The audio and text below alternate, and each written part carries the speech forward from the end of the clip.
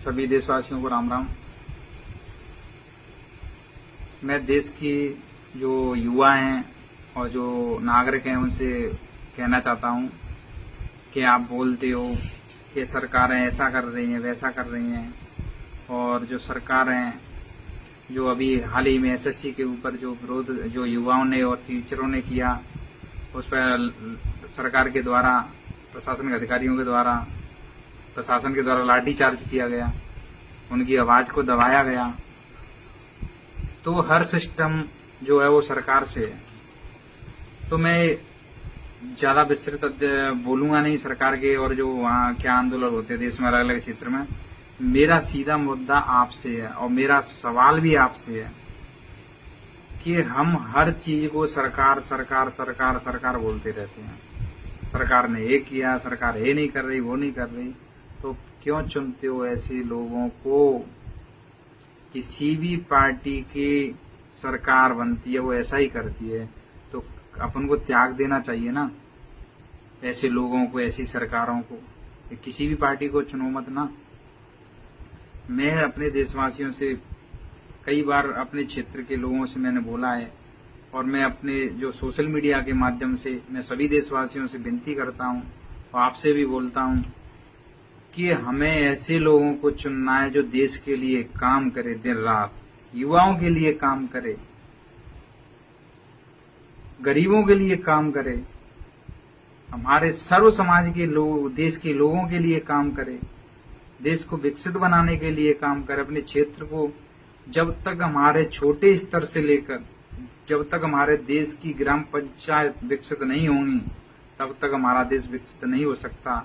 और विकसित वही लोग बना सकते हैं जो देश को विकसित बनाने में और दिन रात मेहनत कर रहे हैं, और उनकी सोच है लोगों के प्रति, युवाओं के प्रति कि हमारे देश के युवा आगे आए और युवाओं जो आने वाली जो पीढ़ी है वो शिक्षा के क्षेत्र में और जो अलग अलग क्षेत्र में नाम रोशन करे। तो ये जो नेता ये तो कभी करने वाले हैं नहीं ऐसा, क्योंकि उन्होंने तो अपने बाप की बापौती समझ ली है कि हम लगातार वही बनते हैं, उनको ही टिकट मिलती है, उनकी आने वाली पीढ़ी भी चुनाव लड़ती है और लड़ती आ रही है, किसी को मौका वो देने नहीं देते। तो सब बनाने वाले तो हम लोग हैं, लेकिन क्या है कि उन्होंने हमारे ऊपर एक गुलामी की जंजीर डाल रखी है सभी देश के लिए, क्योंकि दो दो पैसे खर्च करते हैं, दारू पिलाते हैं और जीत जाते हैं। तो मेरा निवेदन है देश के नागरिकों से, सभी सर्व समाज के लोगों से कि हमें किसी भी पार्टी को वोट नहीं देना है। सीधे शब्दों मेरा निवेदन है, किसी भी पार्टी के लोगों को वोट मत दो, एक निर्दलीय प्रत्याशियों को चुनो।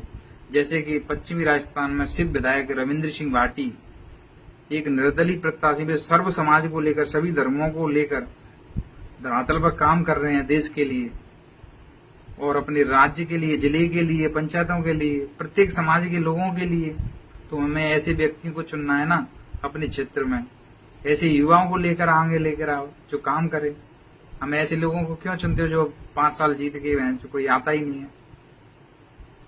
हमारे बसेड़ी क्षेत्र में देख लो आप, कोई भी विधायक किसी भी पार्टी का ले लो, कोई भी जीतने के बाद बसेड़ी में कोई काम कराने नहीं आता, पता ही लापता हो जाते हैं। और फिर भी लोगों की मानसिकता बीजेपी कांग्रेस को लेते हुए लड़ते रहते हैं आपस में सोशल मीडिया पर, मेरी बीजेपी, मेरी कांग्रेस। तुम्हारा कुछ होने वाला नहीं है ऐसा ही चलता रहा तो। जब तक आप अच्छे लोगों को, ईमानदार लोगों को नहीं चुनेंगे तो आपको दर दर ठोकरें खानी पड़ेगी। जब आप देख रहे होंगे, 10 साल से तो मैं देख रहा हूं कि जो निम्न स्तर के जो लोग हैं बहुत परेशान, वो कह नहीं सकते, यहाँ तक कि वो शिकायत भी नहीं कर सकते, अपने हक की बात भी नहीं कर सकते, लोग दबा देते हैं। तो मेरे उन जो गरीब भाई हैं, मैं उनसे भी मेरा निवेदन है कि आप ऐसे लोगों को चुने, चाहे ग्राम पंचायत का सरपंच हो, चाहे मंडल हो, जिला परिषद हो, प्रधान हो या विधायक हो या सांसद हो, जो आपके हक के लिए रात दिन खड़ा रहे और आपके सुख दुख में 24 घंटे उपलब्ध रहे और हर ज्यादा नहीं समय है किसी के पास तो कम से कम 1 महीने में जन सुनवाई होनी चाहिए कि हमारे क्षेत्र में कोई लोगों की समस्या तो नहीं है, लोगों के हित में काम करे। आप बात करते हो भारत को विकसित बनाने की, भारत विकसित ऐसे बनने वाला नहीं है कहने से। भारत को विकसित बनाना होगा तो प्रत्येक गांव को विकसित बनाना होगा, प्रत्येक पंचायत को विकसित बनाना होगा, जब जाकर भारत विकसित बनेगा। और भारत को विकसित बनाने वाले ऐसे भ्रष्ट नेता और ऐसी पार्टियां नहीं बना सकती। तो मेरे देशवासियों से, 145 करोड़ देशवासियों से मेरा निवेदन है, सर्व समाज के बंधुओं से, सभी धर्मों के लोगों से, कि हमें ऐसे को हमारी पहली प्राथमिकता होनी चाहिए कि हम सब भारतवासी, हमको अपने देश के लिए, अपने देश के नागरिकों के लिए काम करना है। हमें ऐसे लोगों को, सर्व समाज के लोग, किसी भी व्यक्ति को लेकर आना है, किसी भी धर्म के व्यक्ति को लेकर आए जो हमारे देश हित के लिए काम करे। हमें किसी भी पार्टी से लेना देना है, क्योंकि अभी तक तो कुछ किया ही नहीं किसी भी पार्टी ने, तो अब क्या करेंगे? अभी तक तो उन्होंने कुछ उखाड़ा नहीं, तो अब क्या उखाड़ेंगे वो। इसलिए मेरा बारंबार मेरा निवेदन है कि हमें एक ईमानदार प्रत्याशी को चुनना है जो आपके लिए काम करे, नहीं तो आप जैसे भुगतते आ भुगतते रहो। और ये नहीं है आप बोलते हो, मैं बारंबार कई बार बोला है मैंने कि हर सिस्टम सरकार से जुड़ा हुआ है।